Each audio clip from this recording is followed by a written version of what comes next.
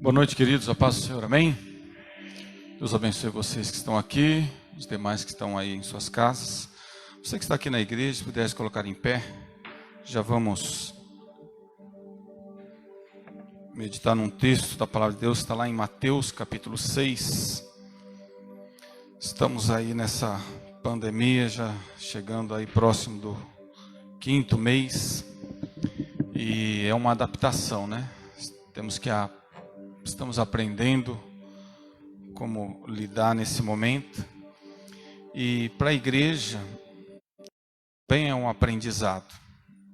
A maioria estava a frequentar a igreja, vir aos cultos, se abraçar, se relacionar, se confraternizar, né? Nós da igreja gostamos muito disso, e agora estamos vivendo uma nova fase, onde temos que ficar afastados uns dos outros, não podemos nos abraçar, não podemos nem nos cumprimentar direito, mas eu creio que é um tempo que vai passar e logo voltaremos à normalidade.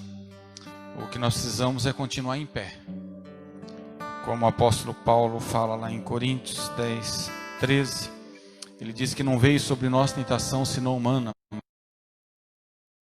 do que podemos suportar. Antes, com a tentação, ele dá também o escape. Então que nós vamos ter essa consciência, aquele que está em pé, cuidado para que não caia. Amém? Eu queria falar hoje de algo muito importante nas nossas vidas, que é a respeito da oração, né? Nós muitas das vezes estamos perdendo essa oportunidade de estarmos nos relacionando mais com Deus através da oração, de termos muito tempo, não estamos usando esse correta, que é estarmos mais em comunhão com Deus. Então hoje queria falar um pouquinho a respeito de oração. E aqui em Mateus capítulo 5, é um ensinamento de Jesus a respeito disso. Mateus capítulo 5. Mateus 6, 5 diz assim: E quando vocês orarem, não sejam como os hipócritas. Eles gostam de ficar orando em e nas esquinas, a fim de serem vistos pelos outros. Eu lhes asseguro que eles já receberam a sua plena recompensa. Mas quando você orar, vá para o seu quarto, feche a porta e ore. E o seu pai, que está em secreto, então seu pai, que vê em secreto, o recompensará. E quando orarem, não fiquem sempre repetindo a mesma coisa, como fazem os pagãos. Eles pensam que por muito falarem serão ouvidos. Não sejam iguais a eles, porque o seu Pai sabe do que vocês precisam antes mesmo de o pedirem. Vocês orem assim: Pai nosso que estais nos céus, santificado seja o teu nome, venha o teu reino, seja feita a tua vontade, assim na terra como no céu. Dá-nos hoje o nosso pão de cada dia. Perdoa as nossas dívidas, assim como perdoamos os nossos devedores. E não nos deixes cair em tentação, mas livra-nos do mal, porque teu o reino, o poder e a glória, para sempre. Amém. Versículo 14, né? Porque todos param aqui, né? Mas versículo 14 é assim: Pois se perdoarem as ofensas uns dos outros, o Pai Celestial também lhes perdoará. Mas se não perdoarem uns aos outros, o Pai Celestial não lhes perdoará as ofensas. Vamos orar. Pai, nós mais uma vez colocamos diante de Ti em oração, pedindo que o Teu Espírito Santo abra a nossa mente e o nosso coração para entendermos e compreendermos tudo o que o Senhor quer nos revelar através dessa palavra. Tira do nosso meio toda a distração, pensamentos contrários, tudo aquilo, meu Deus, que não nos deixa entrarmos na Tua presença, e cai por terra nessa hora em nome de Jesus. Nós sabemos que não tem nenhum lugar melhor que a Tua presença. E é quando oramos, é quando nos submetemos à Tua vontade, é quando realmente queremos ouvir a Tua voz, que nós compreendemos e entendemos, Senhor, sempre que é o melhor para nós. E nós nunca venhamos ter dúvida, meu Deus, do Teu amor para com as nossas vidas, de tudo que o Senhor já tem que o Senhor de uma forma singular abençoe cada vida aqui presente, aqueles que estão nos seus lares também, que tem um familiar que está doente, alguém que está necessitando de uma intervenção. Nessa hora, meu Deus, nós oramos também, que onde a tristeza está reinando, que entre a tua alegria, que entre a tua paz, onde a enfermidade, meu Deus, que a tua cura, que entre a tua restauração. O Senhor é um Deus que sara, o Senhor é um Deus que cura, o Senhor é um Deus que liberta. E através dessa oração nós pedimos agora, meu Deus, por todos que nos ouvem, de uma maneira bem singular, o Senhor toque na vida de cada um. É no teu nome pedimos e já te agradecemos. Amém? Podeis assentar, queridos.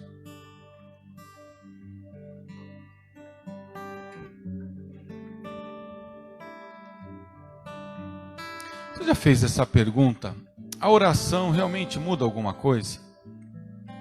Se Deus já está tudo determinado, se Deus está no controle de tudo, por que nós devemos orar? O próprio Jesus, ele diz que o nosso Pai já sabe o que nós vamos pedir antes mesmo de nós pedirmos. Salmo 139 também fala isso. O Salmo 139 fala que antes que saia uma palavra da nossa boca, Deus já sabe o que nós vamos dizer. Então por que nós temos que orar? Qual é o verdadeiro propósito da oração? Será que a oração realmente tem sentido? Será que Deus realmente ele se importa com o que sai da nossa boca? Porque Ele já sabe de tudo. Será que a nossa oração tem o poder de mudar alguma coisa? Ou tudo já está determinado por Deus? Eu ouvi uma ilustração do Max Lucado que eu achei muito interessante. Ele disse que ele foi comprar uma mesa para a filha dele. Uma mesa, uma escrivaninha para ela estudar. E eles foram para a loja. E quando eles chegaram na loja, ela escolheu a mesa, tudo bonitinho, ele comprou e pagou pela mesa. Só que o pessoal da loja falou que ia demorar 3 dias para entregar. E como a filha dele não é diferente das nossas filhas e de nós mesmos, ela falou, mas eu queria que levasse hoje. E aí a loja falou, não conseguimos entregar hoje, vai demorar 3 dias. E aí ele falou, filha, não dá para entregar. Ela, não, pai, mas eu queria que entregasse hoje. Pai, eu queria que fosse hoje. Pai. De tanto ela insistir, adivinha o que aconteceu? Ele pegou a mesa, deu um jeito, amarrou no carro dele, veio devagarzinho e levou a mesa embora naquele mesmo dia. Então aquela oração, aquela súplica da filha, aquela intercessão da filha, fez com que ele fizesse algo que não estava nem na programação dele. Ele deu e levou para agradar a filha. E Deus não é diferente, querido. Deus não é diferente. Deus é um paizão amoroso, que nos ama, que conhece as nossas limitações, que sabe o que é melhor para nós e sabe das nossas fraquezas. Então, a grande questão é que a oração, ela nos ajuda a trazer respostas para a vida. Porque qual que é o grande dilema das pessoas? É quando a vida não dá resposta.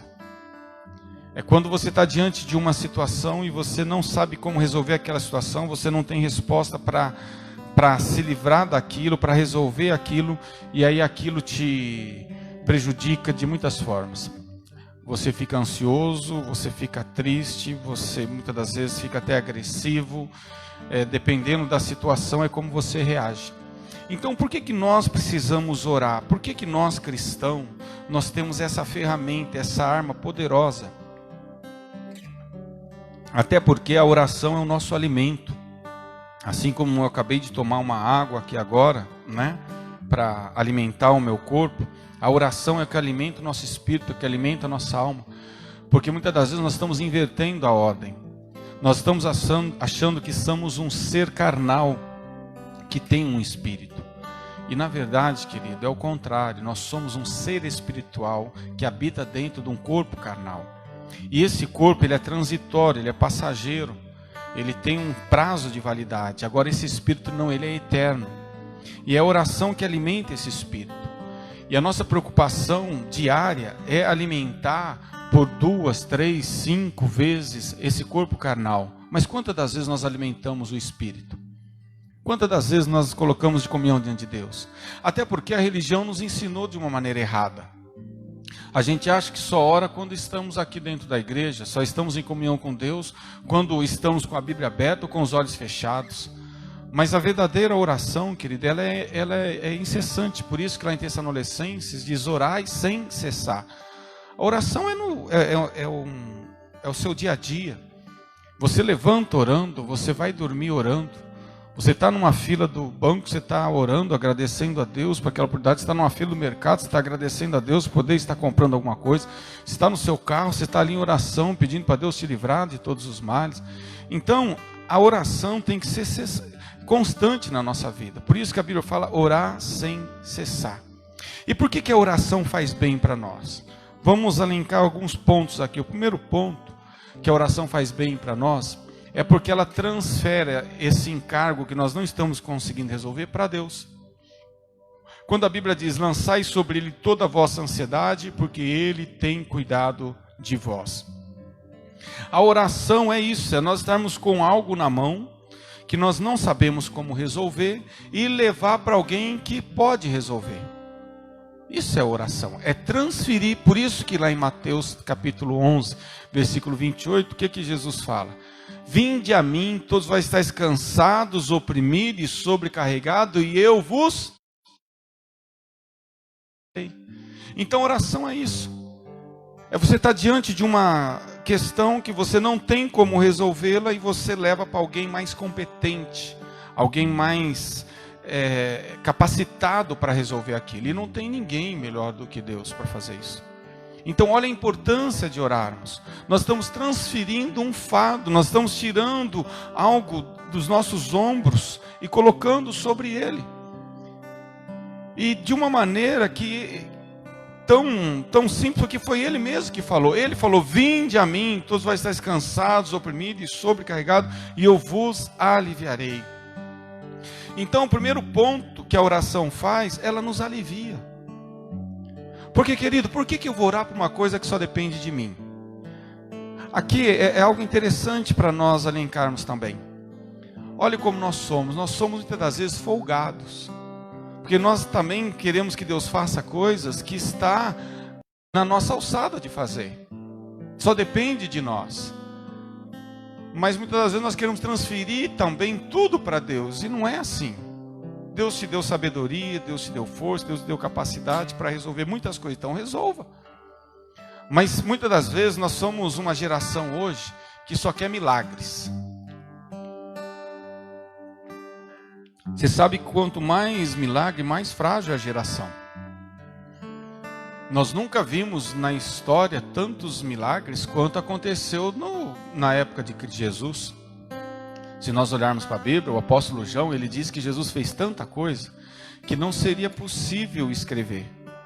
Foi tantos milagres, foi tanta coisa sobrenatural que Jesus fez, que os livros não caberiam tudo que Jesus fez. E nós temos aqui os relatos de algumas coisas, não todas, mas algumas. Nós vimos que ele curou paralíticos, cegos, fez o mudo falar, o surdo ouvir, fez morto ressuscitar, fez leproso ser purificado, fez aquela mulher do fluxo de sangue 12 anos sofrendo, gastando todo o seu dinheiro, e só de tocar nele ela ser curada instantaneamente. Fez a filha de Jairo ressuscitar, o filho da viúva de Naim, o próprio Lázaro. Quantos milagres que Jesus fez! Transformou água em vinho, multiplicou os pães e peixes, andou sobre as águas, acalmou a tempestade. Então olhe quantos milagres que Jesus fez. Mas quem disse que aquela geração foi uma geração perfeita? Pelo contrário, aquela geração que falou: crucifica Jesus e solta Barrabás. Aqueles mesmos que comeram do pão, foi aqueles que estavam no dia lá na casa de Pilatos, onde Jesus estava sendo condenado, e falaram: olha, solta Barrabás e crucifica Jesus. Então milagre, querido, é importante. Precisamos de milagres, mas só que não podemos viver de milagres. Nós temos que viver do que cremos, temos que viver pela fé. Eu creio que se Jesus me livrar, Ele é Deus.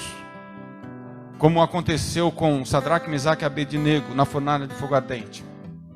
Eles criam que Deus era Deus que poderia livrar eles da cova dos leões. Daniel da cova dos leões e Sadraque, Mesaque e Abednego da fornalha de fogo ardente. Eles criam nesse Deus. E Deus realmente os livrou. E se Deus não tivesse livrado, eles tinham continuado crendo. Porque nós vamos ver muitos heróis da fé em Hebreus 11. O próprio profeta Isaías, ele cria que Deus poderia livrá-lo da morte. Só que Deus não livrou-o da morte. Mas isso não fez ele deixar de acreditar em Deus. No entanto, Isaías foi colocado dentro de um tronco e cerrado ao meio. Jeremias sofreu grandemente, sendo jogado nos calabouços, nas prisões, sendo esbofeteado, apanhando por estar profetizando, falando do que Deus mandava para o povo. Mas ele continuou crendo. Nós vamos ter relatos aqui na Bíblia, centenas, milhares de relatos de pessoas que realmente creram em Deus, ainda que não viram a promessa acontecendo. Então, olhe que coisa interessante. Muitos que não presenciaram coisas sobrenaturais continuaram crendo. E com isso alcançaram a promessa. E muitos que talvez presenciaram muitos milagres não creram. Os próprios fariseus que viram coisas maravilhosas, mas não criam. Herodes, que era o rei, quando levaram Jesus para ser julgado por Herodes também, sabe o que Herodes pediu? Um sinal. Herodes falou assim para Jesus: olha, se você fizer um milagre, eu te liberto. Eu mando soltar você. Faz algo aí sobrenatural. Porque Herodes ouvia falar muito do que Jesus fazia, só que ele não tinha presenciado com os olhos. E aí ele falou para Jesus: olha, faz um milagre aí que eu solto você. Mostra que você realmente é o Filho de Deus. Mostra que você realmente tem poder. Só que Jesus não fez nenhum milagre. Aí sabe o que Herodes fez? Manda esse homem embora, devolve ele para Pilatos, deixa Pilatos lá julgar ele. Herodes era o rei, Pilatos era o governador. E Pilatos havia mandado para Herodes, né, como rei, dar a sentença. E Herodes falou: não, deixa Pilatos. Deram uns tapas lá em Jesus. Os soldados colocaram um manto para dizer que ele era rei e mandaram de volta para Pilatos. Herodes não quis saber de Jesus, porque Jesus não fez nenhum milagre para Herodes ver. Tem muita gente assim. Só que é um Cristo milagreiro. Só que é um Cristo que faz o sobrenatural. Só que é um Cristo que resolve todos os problemas dele, que faz tudo o que ele pede. Não quer um Cristo que nos manda perdoar, que nos manda amar o inimigo. Não quer um Cristo que nos manda pagar o mal com o bem. Não quer um Cristo que fala para a gente dividir o que a gente tem. Esse Cristo as pessoas não querem. As pessoas querem o Cristo milagreiro. O Cristo que resolve todos os meus problemas. Mas tem coisas que você tem que resolver, querido. Porque quando queremos muitos milagres também, é porque não queremos ter trabalho. O que é mais fácil? Eu falar: Deus, faz um milagre na minha vida financeira, que eu não tenha mais conta. O que é mais fácil? Eu pedir um milagre e alguém vir lá pagar todas as minhas contas, Deus me dá um emprego para mim ganhar 30 mil reais, ou eu fazer uma gestão das minhas finanças, eu parar de gastar com coisas supérfluas, eu começar a trabalhar mais e gastar menos. É muito mais difícil eu fazer isso. Então eu prefiro um milagre.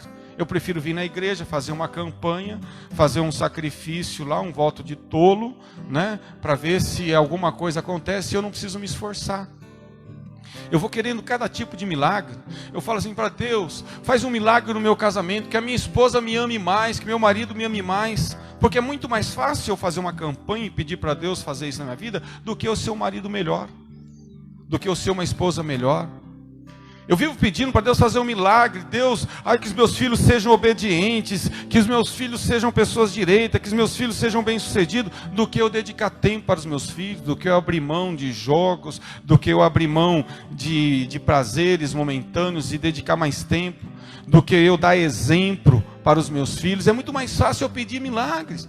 Que meu filho nunca se envolva com drogas. É muito mais fácil eu pedir isso para Deus do que eu cuidar do meu filho, do que eu realmente proteger o meu filho, do que eu realmente dar um caráter de Cristo através do meu testemunho para o meu filho. Então nós somos a geração acomodada. É muito mais fácil eu falar: Deus, tira aquele desgraçado daquele meu colega de trabalho que fica me enchendo o saco todo dia, do que eu orar e pedir graça para Deus. Deus, me dê sabedoria para mim lidar com aquele colega de trabalho. Então nós queremos milagre porque nós não queremos ter trabalho. Ah, pastor, você está falando que Deus não faz milagre. Então, Deus faz milagre, mas Deus vai fazer o milagre que é milagre, que não depende de você, que só depende de Deus.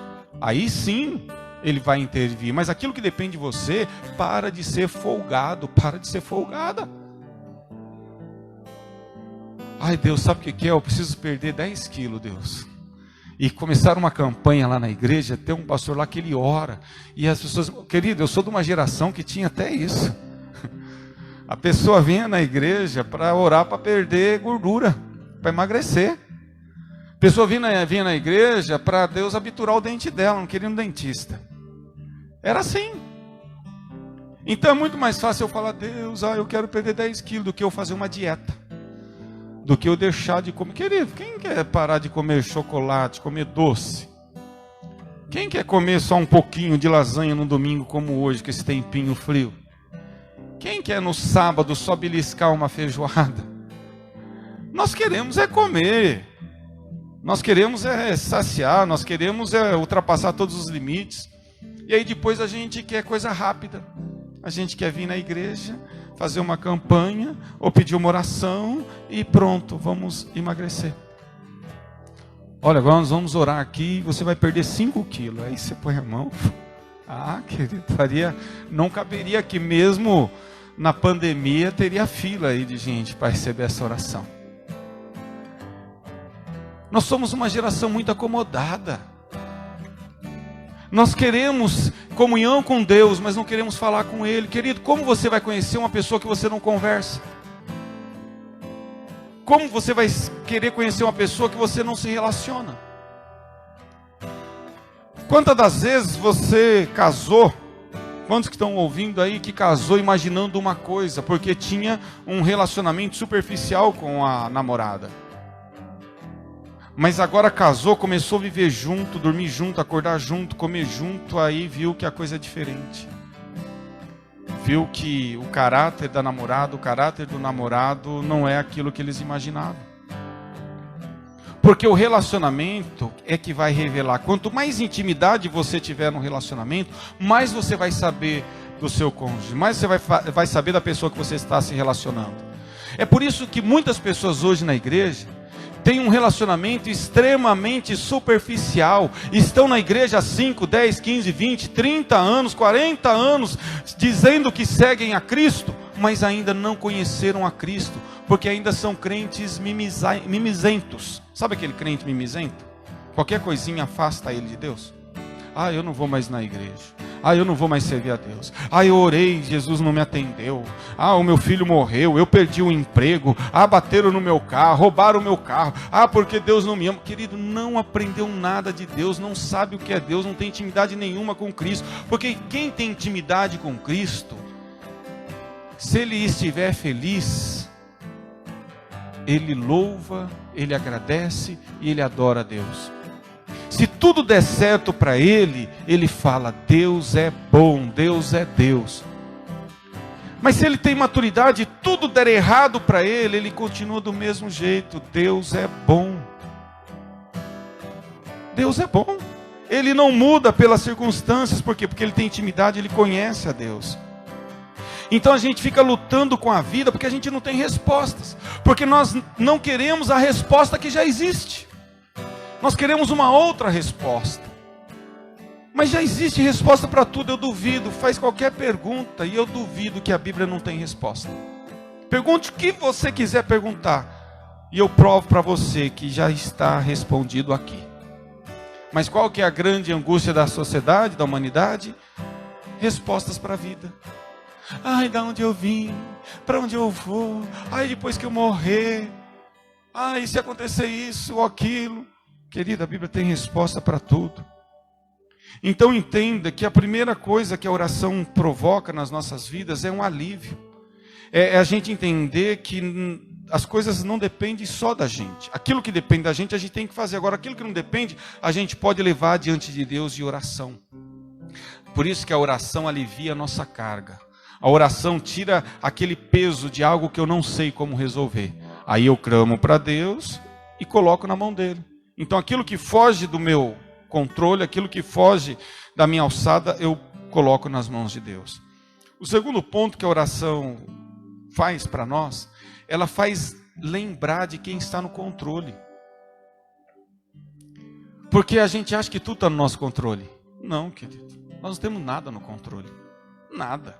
A gente faz planos. A gente faz projetos. A gente faz sonhos. Tem sonhos. A gente tem expectativas. E de repente, foi tudo pro ralo. Porque a gente quer estar no controle. A gente casa e fala assim, eu vou ser feliz, né? Porque o pastor falou que agora eu vou ser feliz até que a morte me separe, né? E aí você casa, não é bem isso que acontece. Você tem os filhos, aí você fala, agora os meus filhos vão ser educados, vão ser isso, vão ser bem, e de repente seus filhos se transformam. As coisas fogem do nosso controle. Você programa uma viagem, você está tudo certo, de repente vem uma notícia, você vai ao médico e vem lá uma notícia que você está doente, você está com enfermidade, você vai ter que fazer um tratamento, você não pode viajar, você não pode mais sair. As coisas fogem do nosso controle, as coisas constantemente estão fugindo da nossa mão. É como catar água. Você vai lá, você pega a água assim, quando você vê, ela já saiu pelos vãos dos dedos, você não consegue segurar a água. Quanto mais você aperta a água, mais ela some da sua mão. Assim são as coisas. Quanto mais a gente acha que tem o controle delas, mais a gente percebe que não tem controle de nada. Quantas das vezes a gente fala assim, não vou mais fazer isso. Quando a gente vê, já fez. Já falhamos, já erramos. Então, a oração também nos ajuda a entendermos isso. Que nós não estamos no controle de nada. Que é Deus que está no controle de tudo. Por isso que em Romanos, capítulo 8, versículo 28, o apóstolo Paulo diz que todas as coisas cooperam para o bem daqueles que amam a Deus. Salmo 24 diz que do Senhor é o céu, a terra, os homens e tudo que nela habita. Tudo é do Senhor. Ele que é o Criador de tudo. É Ele que tem o poder. É Ele que fala e o que Ele fala acontece. Haja luz, pum, houve luz. Então, quando eu oro, eu entendo e aprendo que Deus que está no controle, não sou eu. Eu não, na verdade, não tenho controle de nada, eu não tenho controle da minha vida, eu não tenho controle da minha língua. Se a gente conseguir controlar a nossa língua, querido, nós já vamos ser uma maravilha. Mas a gente fala que não vai falar mal de ninguém mais, que a gente não vai reclamar mais, que a gente não vai julgar ninguém mais. E quando a gente menos percebe, a gente está lá o quê? Criticando, julgando, condenando e falando mal do outro. Mas a gente falou que não ia falar mais mal de ninguém. Quantas coisas que a gente falou que não ia fazer e a gente fez. E quantas coisas que a gente falou que ia fazer e não fez. O próprio apóstolo Paulo fala isso. O bem que eu queria fazer eu não fiz. O mal que eu não queria fazer está sempre diante de mim. Miserável homem que eu sou. Então a oração, ela me traz essa consciência que eu não sou Deus. Eu sou frágil, eu sou falho. Eu tenho projetos, eu tenho planos, eu tenho muitos desejos, muitas ideias. Mas quem diz se elas vão dar certo ou não vão dar certo, se elas vão prosperar ou não vão prosperar, é o próprio Deus. Eu mesmo não sei. Eu não sei o dia de amanhã, querido. Eu não sei o dia de amanhã. Eu não sei se eu vou estar vivo amanhã. Quem de nós garante que vai estar vivo amanhã? Eu não sei se eu vou acordar com saúde amanhã. Eu não sei. Eu não tenho controle de nada. Ele sim que tem o controle de tudo. E tudo aquilo que eu acho que eu tenho controle, quando eu vejo, eu descubro que eu não tenho controle. Então a oração me faz enxergar isso também. A oração me faz enxergar que é Deus que está no controle de tudo. A oração lembra você que não é você que está no controle, é Ele. Por isso que eu levo diante dEle toda a minha ansiedade. E uma das coisas lindas que a oração também faz, ela dá permissão para Deus fazer a vontade dEle. Porque até isso a gente precisa. Porque quando eu oro, eu falo a minha vontade. Eu faço o meu pedido, mas eu submeto a minha vontade, o meu pedido e o meu desejo à vontade de Deus. Não é isso que Jesus ensinou aqui? Olha o que ele diz na oração do Pai Nosso. Pai nosso que estais no céu, santificado seja o teu nome, venha o teu reino, seja feita a tua vontade, assim na terra como no céu. Olha isso. A oração que Jesus nos ensinou é nos submetermos à vontade de Deus. Eu oro pedindo a minha vontade. Nós vamos ver isso lá em Mateus capítulo 26, na oração do Getsêmani. Isso está bem descrito aqui, no versículo 39.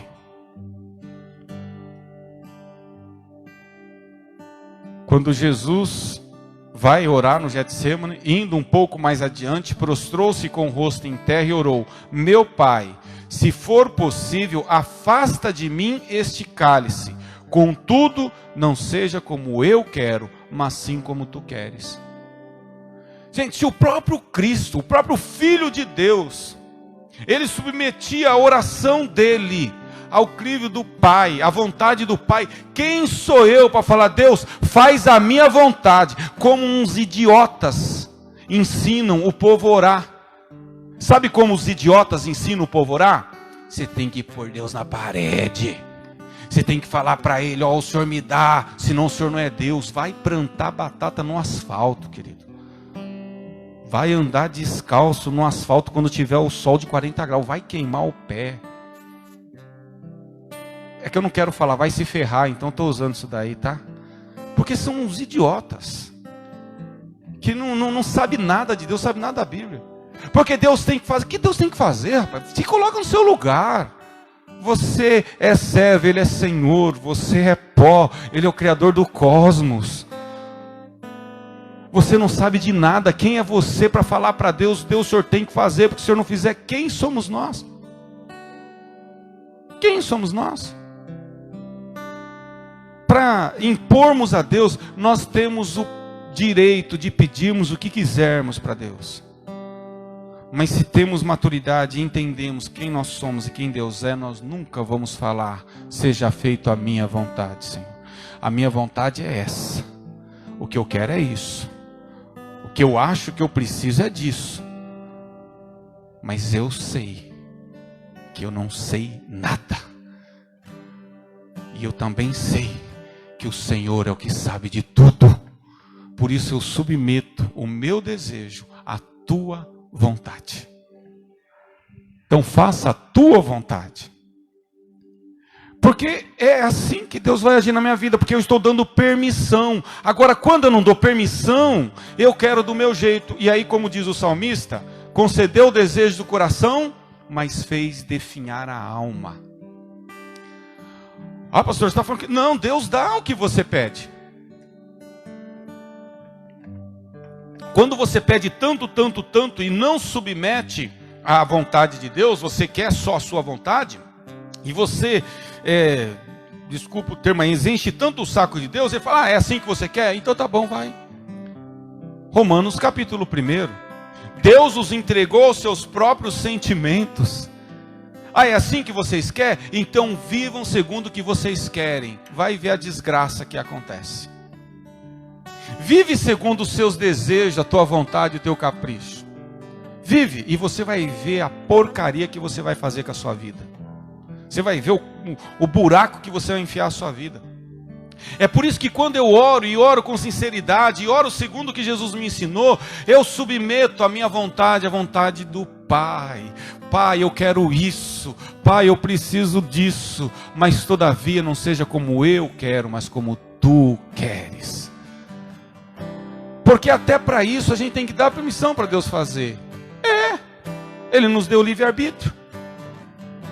Se eu tenho que orar assim, se eu não orar assim, Deus não vai fazer. Deus vai fazer segundo a minha vontade. Mas eu aprendo que a oração, querido, tem que ser moldada segundo o que Deus quer, não segundo o que eu quero. Eu posso até pedir, eu posso falar, eu posso pedir pelo meu cachorro que está doente, eu posso pedir pelo um amigo que está sofrendo, eu posso pedir o que eu quiser. Posso pedir um carro, posso pedir uma casa, eu posso pedir um apartamento, eu posso pedir que eu quero viajar, eu posso pedir que eu... Querido, não tem problema. Não tem problema você pedir. O problema é quando você fala, todavia, não seja como eu quero, mas como tu queres. É aí que está o problema. Porque se for como eu quero, querido, ai meu Deus, aonde eu estaria? Como eu já falei aqui, talvez em Hollywood, fazendo dublê do Tom Cruise, né? Estaria lá, viu, Fernando? O Riago seria dublê do Mussum, né? Dos Trapalhões.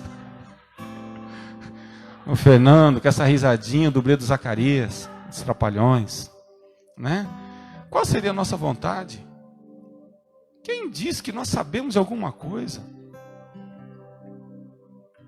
Quem sabe o que vai comer amanhã? Que antigamente a gente sabia o que ia comer porque era o resto da janta.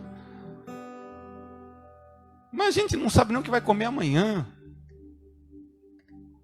E a gente fica aí achando que sabe alguma coisa. Ai, Senhor, eu pela minha intimidade que eu tenho com o Senhor, pela minha capacidade, eu acho que eu preciso disso.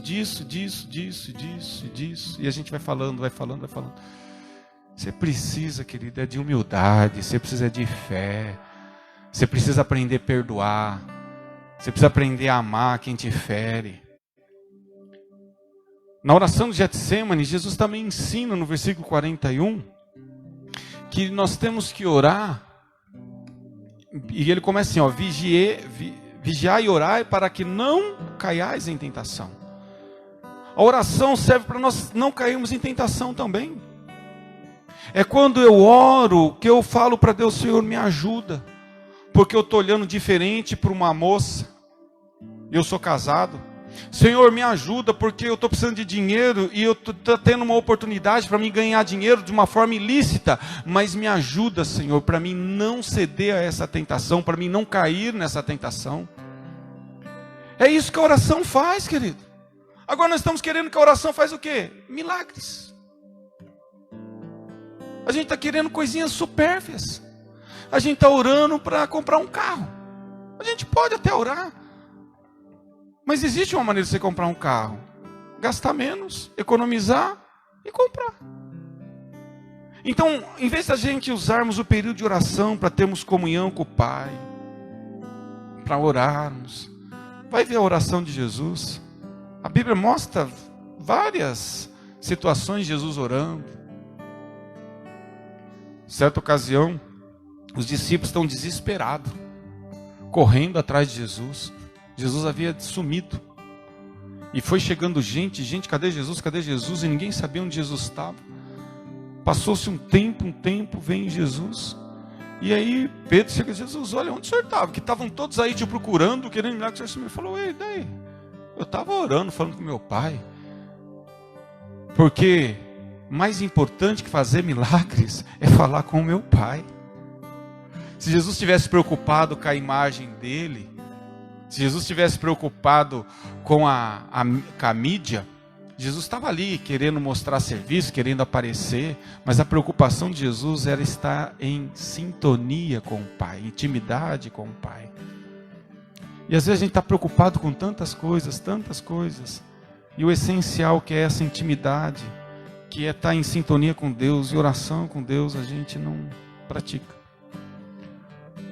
Por isso, querido, em vez de nós ficarmos falando, preocupado, perguntando o porquê disso, porquê daquilo, porque a gente quer resposta para tudo, por que a gente não ora? Aí as pessoas falam assim, mas eu oro, Deus não responde. Querido, nunca vai ter uma oração sem resposta. O problema é que nós não queremos ouvir certas respostas. Sabe aquela filha que chega para mãe, deixa eu sair, a mãe fala não.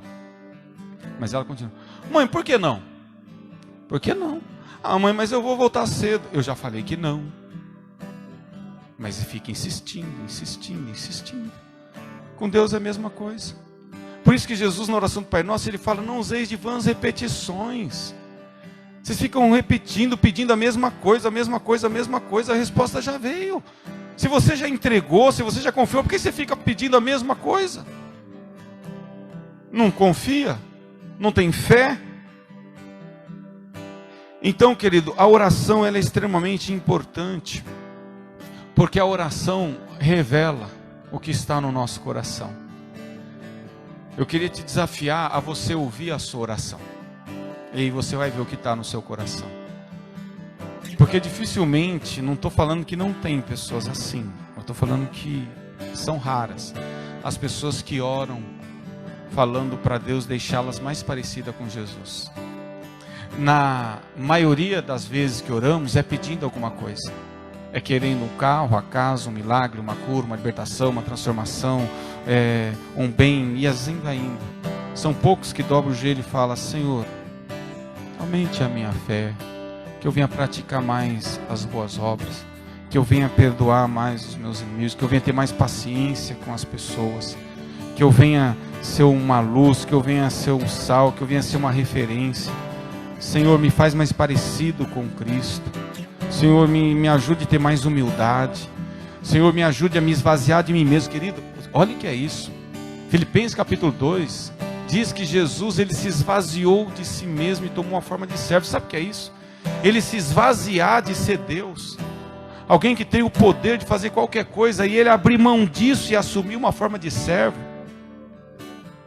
Na última ceia, quando ele pega a toalha e vai lavar os pés dos discípulos, ele se esvaziou.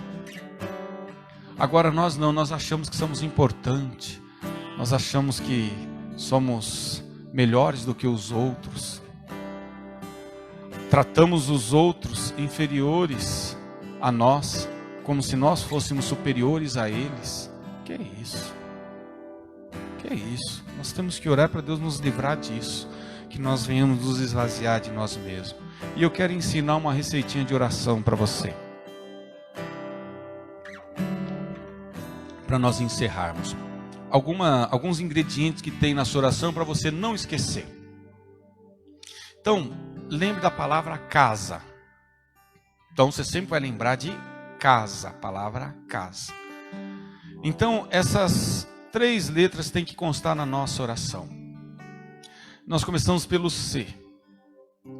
E o que tem que ter na nossa oração? A primeira coisa que tem que ter na nossa oração é confissão. Quando eu oro, eu sou sincero. E eu não dobro o joelho falando para Deus assim: Senhor, o Senhor sabe como eu sou bonzinho. Senhor, o Senhor sabe como eu sou perfeito. Senhor, o Senhor sabe como eu faço mais do que aqueles que nem estão indo na igreja. Senhor, o Senhor sabe que eu dou dízimo. O Senhor sabe que eu dou oferta. O Senhor sabe que eu ajudo o próximo. O Senhor sabe que eu jejuo. E eu só vou falando o que eu faço, o que eu faço, o que eu faço. Mas a primeira coisa que tem que ter na oração é a confissão. Não é o que você faz de bem, é o que você faz de mal. Você reconhecer: Senhor, me perdoa porque eu pequei. Senhor, olha, eu sou teu servo. Eu conheço a tua palavra. O Senhor me comprou com teu sangue. Mas eu pisei na bola. Eu pequei, eu fiz isso. Porque muitas das vezes, sabe o que a nossa oração é? É uma acusação. A gente faz aquela oração do sacerdote. Jesus falou que o sacerdote, o publicano, foi orar. E o sacerdote batia no peito e falava: Senhor, eu dou dízimo, eu dou oferta, eu cumpro a lei, eu guardo o sábado, eu jejuo, eu oro. Eu não sou igual certos publicanos que roubam. E aí o publicano foi orar e falou: Senhor, me perdoa, porque eu sou pecador. Eu sei que não tem que roubar, mas eu roubo. Eu sei que não tem que sonegar, mas eu sonego. Eu sei que não tem que errar, mas eu erro. E por mais que eu tente agir certo, Senhor, quando eu vejo, eu já fiz o errado. Me ajuda, Senhor. Me ajuda, eu reconheço que sou pequeno. Eu reconheço que sou frágil. E aí Jesus fala que quem que desceu justificado? O fariseu, aquele fariseuzão, sacerdote, que orou se justificando, ou aquele publicano que orou confessando o seu pecado? Jesus fala que foi o publicano, querido. Porque para Deus não interessa a performance. Para Deus não interessa o que você quer que Ele pense que você é. Porque Deus sabe exatamente quem você é. E é melhor você ser um pecador arrependido diante de Deus do que um hipócrita. Por isso que ele fala para nós não sermos hipócritas aqui na oração do Pai Nosso. Não seja como os hipócritas, que querem ser vistos, que querem que todo mundo veja o que ele está fazendo. Não. Ora, fale, confesse os seus pecados. Então a primeira coisa que tem que ter na nossa oração é a confissão. E parar de falar do pecado do outro, querido. Cuida da sua vida. O Dalai Lama, ele fala o seguinte, que ele prefere conhecer um erro dele do que 100 de outra pessoa. Porque se ele souber de um erro dele, ele vai lutar para consertar aquele erro. Agora, se ele souber de 100 erros dos outros, o que vai adiantar para ele? Então eu prefiro saber dos meus erros, dos meus pecados, da minha culpa, para mim pedir perdão, para mim me sujeitar a Deus, do que ficar falando da vida dos outros. Então oração não é para você estar acusando ninguém, oração não é para você estar caluniando ninguém, oração não é para você estar maldizendo ninguém, a oração é para você confessar. Confesse os seus pecados e não o pecado dos outros. Se revele diante de Deus. Oração tem que ter sinceridade. E quando você é sincero e fala para Deus que você fez algo que você não deveria ter feito e pede para Ele te ajudar, Ele te ajuda. Então nós falamos aqui do C. A outra letra é o A. O que tem que ter numa oração? Ação de graças. Não tem como eu ter intimidade com Deus se eu não for alguém grato. Toda oração minha, eu tenho que ter a sinceridade de reconhecer que tudo que acontece de bom na minha vida vem de Deus, não é mérito meu, não é privilégio meu, não é porque eu mereço, é graça, é bondade, é misericórdia, é amor, é compaixão de Deus pela minha vida. Então eu tenho que ser alguém grato. Então toda vez que eu dobro meu joelho, eu confesso os meus pecados, eu confesso a minha culpa, eu agradeço por eu ainda estar vivo, eu agradeço por eu ainda ter saúde, eu agradeço porque eu ainda tenho que comer, eu tenho que beber, eu tenho que vestir, eu agradeço por ter trabalho, eu agradeço por tudo. Mas não, tem gente que na oração ele só pede, ele não confessa e ele não agradece por nada. Então você está querendo dizer que a oração não tem que ter pedido? Não. Nós temos um outro S agora. Nós temos um S da palavra casa. E esse S você vai usar como súplica. É depois de você confessar os seus pecados. É depois de você render ações de graça e agradecer a Deus por tudo. Agora você pede.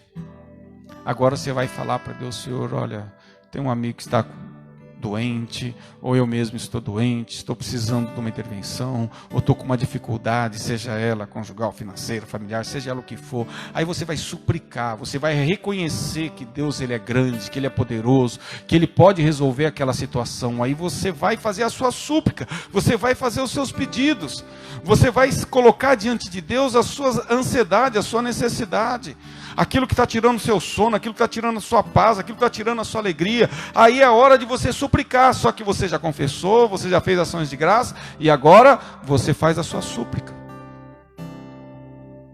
Agora você pede o que você está precisando. Então nós temos o C da confissão, nós temos o A das ações de graça, nós temos o S da súplica dos pedidos, e agora nós temos de novo o quê? O A, que é o quê? Que é a adoração. É hora de você falar, Senhor, olha, eu estou pedindo, eu estou clamando. E se o Senhor fizer, o Senhor é Deus. E se o Senhor não fizer, o Senhor é Deus também, porque eu te amo de uma forma incondicional. O que o Senhor fez por mim na cruz do Calvário já é suficiente. O Senhor não precisa fazer mais nada. O Senhor não precisa fazer mais, o Senhor não precisa provar nada para mim. E aí eu rendo ações de graça, eu glorifico a Deus, eu bendigo a Deus, eu adoro a Deus. Eu adoro a Deus pelo que Ele é, não pelo que Ele faz. Eu adoro a Deus em tudo que eu vejo, nos passarinhos, nas árvores, na natureza. Tudo eu dou graças. Hoje nós estávamos em casa, eu até falei para Amanda que eu ia usar o exemplo dela, né? Ela falou uma frase aqui, eu falei, eu vou até usar na igreja. E Amanda, do nada, eu estava lá, ela falou assim, enquanto muita gente está querendo olho azul, olho verde, olho castanho, eu só queria enxergar. Só isso. Só isso ela falou. Para quem não sabe, Amanda é minha filha que não enxerga, tem 25 anos. E aí nós vemos isso acontecendo todos os dias. É gente ingrata para todo lado. É gente só reclama. E aqui caberia um caminhão de situações semelhantes. Enquanto muitos estão preocupados se o cabelo é liso, se o cabelo é crespo, se o cabelo é ruivo, se o cabelo é branco, se o cabelo é amarelo, se eu vou pintar da cor A, B ou C, e aí eu perco o sono, eu fico virado porque eu não consigo deixar meu cabelo como eu gostaria. As pessoas que fazem quimioterapia, que perdeu todo o cabelo, eles queriam só ter um cabelinho. Podia ser até pichainho. Não tinha problema não.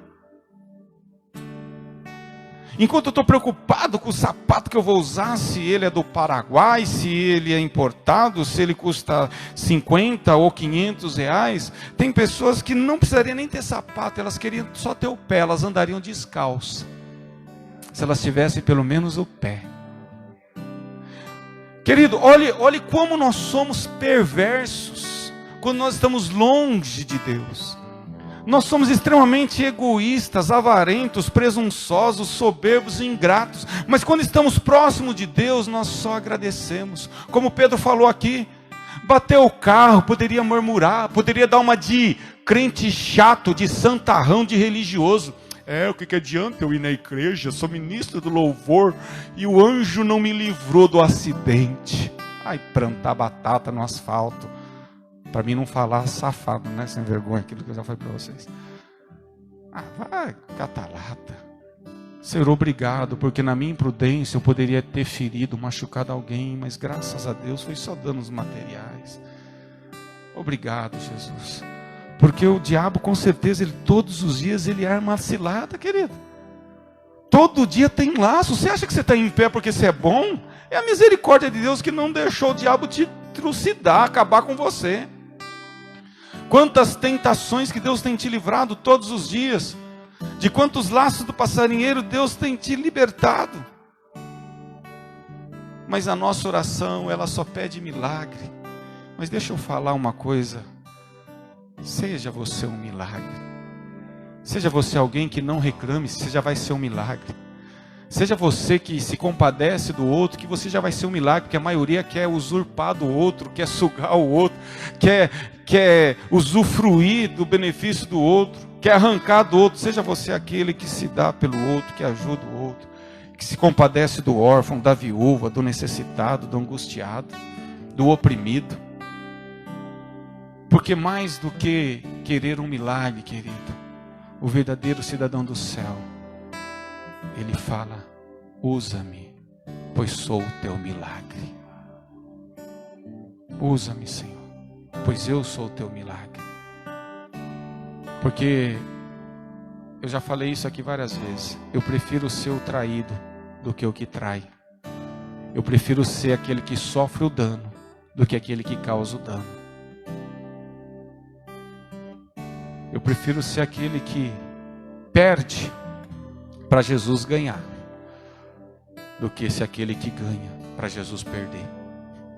Eu posso até ganhar uma discussão, eu posso até ganhar diante de uma briga, mas se Jesus perdeu, querido, eu não ganhei nada. Eu quero é que Jesus cresça e que eu diminua cada vez mais.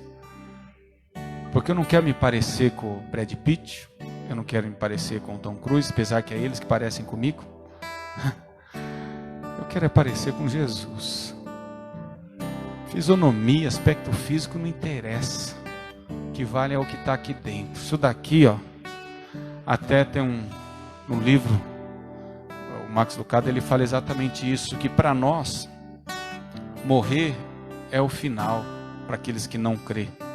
Mas para o céu, morrer é a libertação, é a verdadeira vida.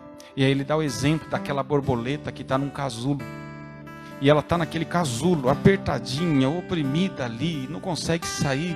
E o tempo vai passando, de repente aquele casulo vai se abrindo, se abrindo, se abrindo, chega o momento certo, e aí ela sai, aí ela voa, ela sai para a liberdade, ela saiu da prisão. Querido, olha aqui para mim, esse corpo é a nossa cadeia, esse corpo é a nossa prisão. É isso daqui que nos impede de vermos Deus face a face, de ver Ele como Ele é. É isso aqui que é corruptível, mas Paulo diz que um dia esse corpo mortal vai se revestir de imortalidade. Um dia nós vamos ver Ele face a face. Nós vamos estar diante do Cordeiro que foi imolado antes da fundação do mundo. É por isso que para o religioso ele só quer ir para o céu, porque no céu não paga a conta. No céu não tem sogra. Tem muitos que são assim, não é o meu caso, né? Eu quero que a minha sogra esteja comigo. Mas o cara fala assim, eu quero ir para o céu, porque no céu não precisa pagar conta. No céu não vou ter dor de dente. Ai, no céu não vou pagar aluguel, não vou pagar IPTU, não vou pagar imposto. Ele quer ir para o céu por causa disso.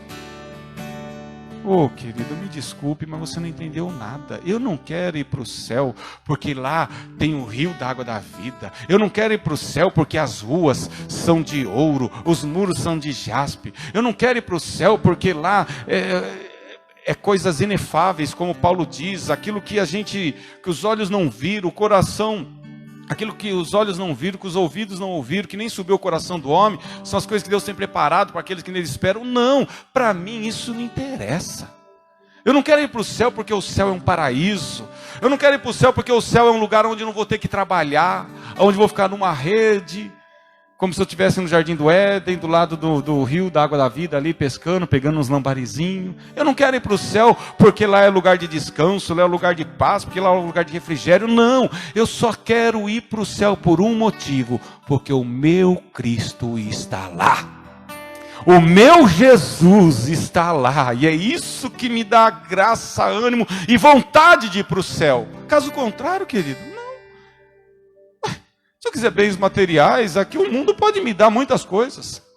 O mundo pode proporcionar muitas alegrias materiais, mas só Ele me dá alegria verdadeira. Então, enquanto a gente não tiver essa maturidade, enquanto a gente não tiver esse nível de cristandade, querido, nós somos religiosos, frequentando um templo. Mas quando Jesus para mim é tudo, quando dele, por ele, para ele são todas as coisas, tudo fica diferente. Já não vivo mais eu, como Paulo diz, mas Cristo vive em mim. Quando eu tenho essa consciência, querido, eu ando tranquilo, mesmo que eu esteja andando num vale de sombra e de morte. Salmo 37, versículo 23 e 24 diz que os passos do homem bom são confirmados pelo Senhor. E se ele tropeçar, ele não vai cair, ele não vai ficar prostrado. Por quê? Porque ele está segurando na mão do Pai. Então imagine você andando com seu filho, e você está segurando a mão dele, aí ele vai e ele tropeça. Aí ele vai cair, o que você faz? Você segura. Você segura e não deixa ele cair. Mas mesmo assim, se ele caiu, o que você faz? Você levanta. Deixa eu falar uma coisa para você. Andamos num mundo cheio de pedras, cheio de tropeços. E se você tiver um mínimo de racionalidade, de bom senso, você em nenhum segundo da sua vida, você vai querer largar essa mão do Pai. Porque você sabe que todos os dias você pode tropeçar, que todos os dias você pode cair. Por isso que você abre mão de tudo, mas não abre mão de segurar nessa mão. Amém? Amém? Vamos fazer a oração que realmente é uma oração sincera. Nunca esqueça dessa oração, a palavra casa. A sua oração tem que ter primeiro o quê? Confissão. Segundo, sua oração tem que ter o quê? Ações de graça. Terceiro, sua oração tem que ter o quê? Súplicas. E quarto, a sua oração tem que estar cheia de adoração. Sempre quando orar, agradeça ao Senhor por tudo. Vamos colocar em pé. Vamos orar, encerrando esse culto. Nessa oração temos aqui os pedidos das pessoas que estiveram escrevendo aí pelo Facebook, pela internet. Está aqui, Deus abençoe, Daniel. Vamos nessa oração, querido.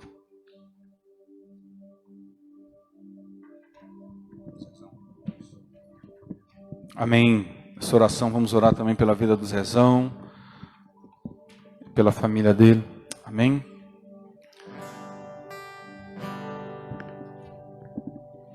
Então está aqui os pedidos de oração. Carlos, Jorge e família, irmão Toninho, João Miguel e família, irmã Carminha, Cleonice e família, Ketne e família, André e família, Edilson, Paulo César de Oliveira, Cornélio, Miriam, Israel e Maria, são todos de uma família, pelo irmão Guarnete, pai do Edilson, está orando por ele também, Maria Roberta Simões, Fátima Geraldo e família, Eliessa, João Vitor, Dalva, Alexandre Silva e família, Vinícius, cunhado do pastor Teca, que está internado, está orando por ele, Isabel, Carla, Brasilina, Dona Maria, mãe da irmã de Dalva, vamos estar orando por ela, Toninho, que graças a Deus já está melhorando, mas ainda está no hospital, irmão da nossa irmã Zélia, e oração também pelos nossos missionários, querido? Não podemos esquecer que nós estamos lá com Marcos e Cacida, lá na aldeia Córrego do Meio, e eles também não podem sair da aldeia por causa do coronavírus, estão impossibilitados de ir e vir. O Richard também não pode nem sair da Argentina, está lá na cidade de Formosa, ele com a sua família, está orando por eles. O Daniel Caus também, a família, que é missionário, o Enoque, a família também, Luiz Nunes, são todos missionários que estão aí no campo e estão sofrendo também com essa pandemia, querido. Nós temos tantos motivos para orar, mas muitas das vezes a nossa oração é extremamente egoísta, A gente só ora pensando em nós. E sendo que a Bíblia me ensina que aquilo que eu quero para mim, eu peço para o outro. Nós precisamos chegar nesse nível. Amém? Curva a sua cabeça, feche teus olhos. Se você estiver aí na sua casa também, onde você estiver, leve seu pensamento a Deus e vamos orar por essas vidas agora. Pai, em nome de Jesus, meu Deus, nós colocamos diante de Ti, reconhecendo as nossas falhas, reconhecendo a nossa culpa, reconhecendo que precisamos melhorar a cada dia. E é por isso que nós nos sujeitamos a Ti, meu Deus, porque sabemos a nossa pequenez e sabemos que o Senhor é grande. Nós oramos, meu Deus, porque nós somos impotentes. Nós estamos diante aqui, meu Deus, de muitas pessoas que estão enfermas, diante de pessoas que estão em situações que elas não podem resolver, que fugiu da alçada delas, elas não têm mais controle, elas precisam de uma intervenção.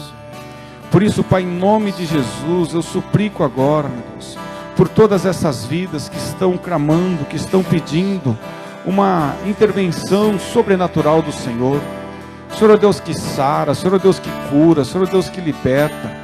Por isso, no Teu nome, meu Deus, eu profetizo cura, eu profetizo libertação, eu profetizo restauração sobre todas essas vidas que estão clamando.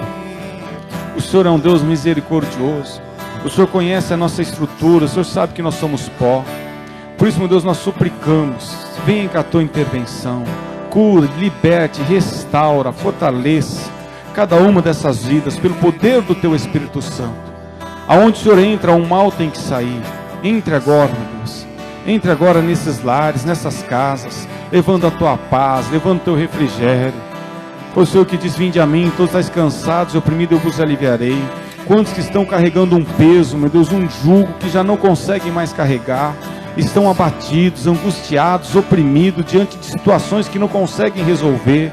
Por isso nós clamamos a Ti agora, meu Deus, entra com a Tua providência, curando, libertando, restaurando todos esses pedidos e todos que nos ouvem, meu Deus, que de alguma forma tem uma necessidade, para que eles venham entender que o Senhor é Deus, que o Senhor salva, que o Senhor cura, que o Senhor liberta, que o Senhor restaura.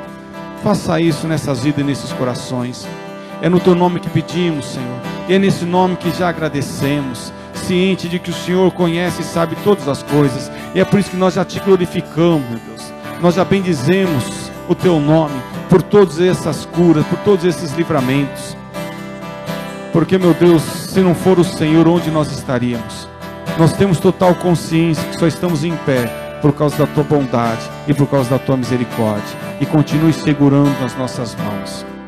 Pai, segura em nossas mãos, porque estamos sujeitos a cair todos os dias. Mas se o Senhor nos segurar, se o Senhor nos sustentar, ainda que caiamos, o Senhor não vai deixar que fiquemos prostrados. O Senhor vai nos levantar e o Senhor vai nos restaurar.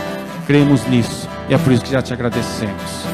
E que o amor de Deus Pai, que a graça do nosso Senhor Salvador Jesus Cristo, a comunhão do Espírito Santo seja derramada sobre todos nós, nos conduz de volta aos nossos lares, permaneça em nosso meio, hoje e para sempre. Amém. Deus abençoe você que está aqui, Deus abençoe você que está na sua casa. Uma ótima semana a todos. É o reino teu, é o poder e tua, é a glória